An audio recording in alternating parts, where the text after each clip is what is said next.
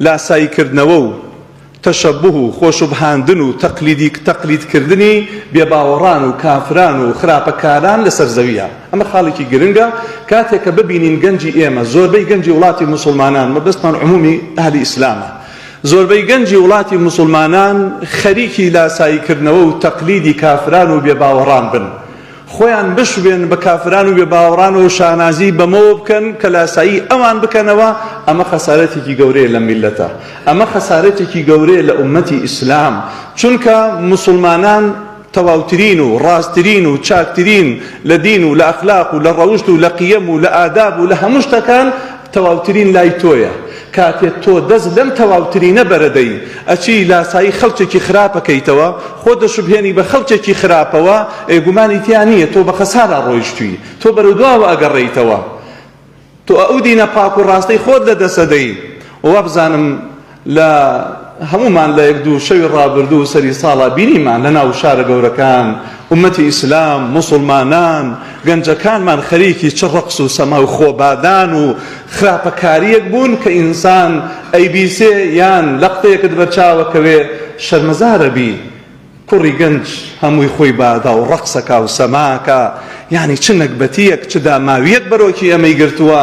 شەرم لە خۆت نەکەی خۆت با بدەی، شەرم لە خۆت نەکەی ڕەقس بکەی، شەرم لە خۆت نەکەی هەزاران خەڵک ڕەقس و سەما بکەن و بەدیار خراپەکار و گۆرانی بێژ و ڕەقس و سەما و گوناه و تاوان.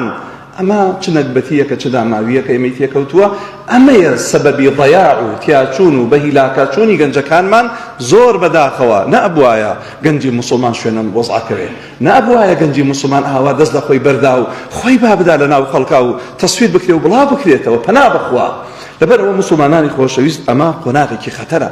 بۆیە لاساییکردنەوە و شوێنکەوتن و خۆشبهاندن بە خەڵکی خراپەکار و کافر و بێباوەڕەوە لە جەژن و بۆنە و ئاهەنگ و ئەخلاق و ڕەوشتیان تاوانێکی گەورەیە. گوێ لە پێغەمبەر بگرن صلی الله عليه وسلم کە فەرمێ لەتەتەبیعن سەنەنە من کان قبلكم شبرا بشبر وذراعا بذراع حتى لو دخلوا في جحر ضب لدخلتموه قلنا اليهود والنصارى يا رسول الله قال فمن. تەماشاکە پێغەمبەر فەرمی صلی الله عليه وسلم ئێوە شوێن پێی ئەوانەی پێش خۆتان هەڵەگرنەوە بست بە بست و باڵ بە باڵ. زانایان ئەفەرمون بست بە بست و باڵ بە باڵ یعنی ئەوەیە دەقاو دەق وەک ئەوەکەی، ئەو چیەکە تۆش وەک ئەوەکەی، وەک ئەوەکەی لە هەموو شتێکا وەک ئەو خۆدوالەیەکەی، لە هیچ شەرم ناکەی، لە هیچ حیا ناکەی، ئەو چیەکە تۆش واکەی. ئەو لە هەمان کاتە دینی نییە، ئەخلاق نازانێت چییە، بەتەمای بەهەشت و جەهەنەمیش نییە، بڕای بە هیچ نییە، تۆش وەک ئەوەکەی. ئاخر چۆنە بێت تۆ وەک ئەوەکەی؟ چۆنە بێ کابرایەک بڕای بەخوا و بە ڕۆژی قیامەت و بە پاداشت و بە جەزا و بە سزا و عەزاب هەبێ وەکو کابرایەکی بێباوەڕی خراپەکار کە بڕای بە هیچ نییە؟ چۆنە بێت تۆ وا بکەی؟ چۆنە بێت تۆ خۆت بۆ بشبهێنی؟ چۆنە بێ ئەخلاق و ڕەوشتە خراپەکانی ئەو دووبارە بکەیتەوە؟ دەی پێغەمبەر صلی الله عليه وسلم فەرمێ ئێوە بست بە بست و باڵ بە باڵ وەک ئەوانەکەن. یعنی چی؟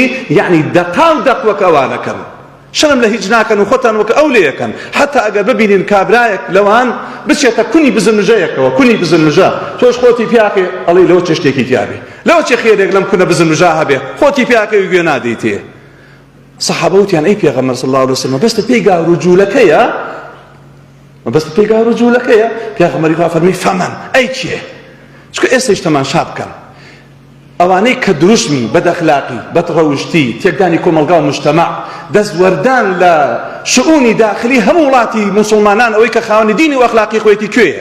زیاتر وڵاتانی ئەوروپا و ئەوانن کە خۆیان بە خاوەنی دینی پێشوو ئەزانن وەکو دینی گاور و جوولەکەکان، ئەوانن زیاتر تەداخولاتی خەڵکەکەن، ئەوانن ئەیانەوێت دین و ئەخلاقی خەڵک نێڵن، چونکە ئەوان لەم بابەتەوە کە خۆیان دۆڕاندوویانەوە حەقیقەتێک هەیە کە بڕوایان پێ هەیە کە ڕۆژی قیامەتە وەکو ئەسڵ ئەزانن هەیە. بڵێ ئینکاریەکەن و مەسەلەن شتی ترەڵێن، بەڵام ئەزانن حەقیقەتێک هەیە، چونکە خوای پەروەردگار ئەم شایەتی لە قورئانی پیرۆز داوە کە ئەوان بڕوایان بە حەقیقەتی ڕۆژی قیامەت و پێغەمبەر صلی الله عليه وسلم ئەوی لە قورئانی پیرۆز هاتووە ئەزانن حەقا، بەڵام لە ئینکاری و لە حەسوودی و خراپەکاری خۆیانە ئینکاری ئیسلام و دینی خوای پەروەردگارەکە.